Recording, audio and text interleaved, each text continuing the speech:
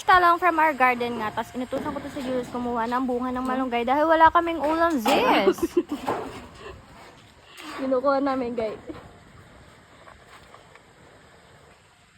Diba? Sobrang daming bunga. One for all for one yung puno na yan. At di kapitbahay dyan nangunguha. Ayan nga, at ang dami niyang nakuha. Nakatipid na naman kami sa ulam kasi sa bakuran lang namin nakuha. Pagpasensyahan niyo na yung bilbil niya dyan. Tapos, nung zoom ko, dito pa nagdi-date mga kalapati na to. Tapos, ito yung bata, pinaglalaroan yung panglinis ng punuhan ni tatay. Ito nga, pagkaring kunin, ay magbabalat na ako, ba diba? Marami na ba yan?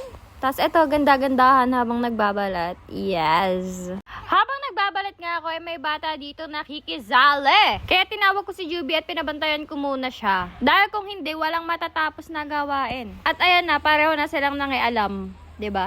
Astig. Diyan nga niloloko si Jiraya ng daddy niya kaya masama yung tingin niya. Si Jiraya po. Galit siya sa'yo kasi naman ay... Ba't galit ka sa akin? Takuri lang hindi palaro at... Muro uling nga eh. Ay, aswang. Mahilig-hilig nga mga asar tong ama na to. No choice din naman talaga siya kasi ayaw ni Jiraya ng mga sweet or mga lambing. Ewan ba dyan sa bata na yan? Baka di siya fan, electric fan. Kay Wally. Tapos ayan guys, may kunuhan nga pala kami ng palay dito sa Sitio Ulingan, Barangay Banawang, Bagak, Bataan. Pwede nyo kaming bisitahin. Ipagtanong nyo lang ang bahay ni Joy or Juanito Jr. Alam nila yan. Since meron na nga kaming kunuhan dito sa amin, yung mga manok namin dito na laging nakikikain. Hindi na sa kabilang bakod.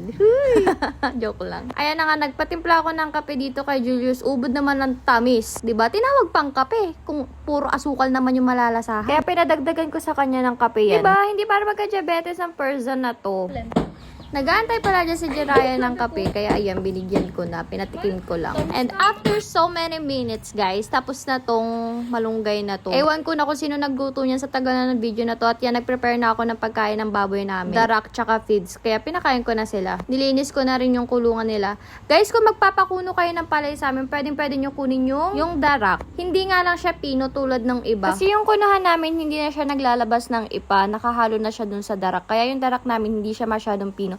Pero kinakain pa rin naman ng mga alaga naming baboy. Kaya pwede nyo pa rin ipakain sa mga alaga. Diba? Habang naglilinis nga ako dyan, sumunod tong dalawa na to at yan, nakikasat. Dinalaw nila ang mga pigs. So yun lang guys, hanggang dito na lang tong video na to. Hindi ko alam kung matatawag ba tong a day in the life kasi hindi naman buong araw ang na-videohan. Hayaan nyo, ititrain ko itong mga kasama ko sa bahay na mag-video para ma-videohan nila lahat ng ginagawa ko dito sa loob ng bahay or sa labas man.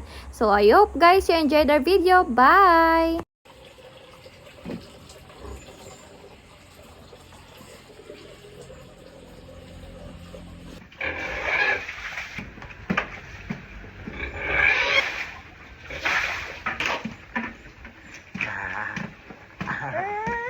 Babay ka na, babay. Bye-bye.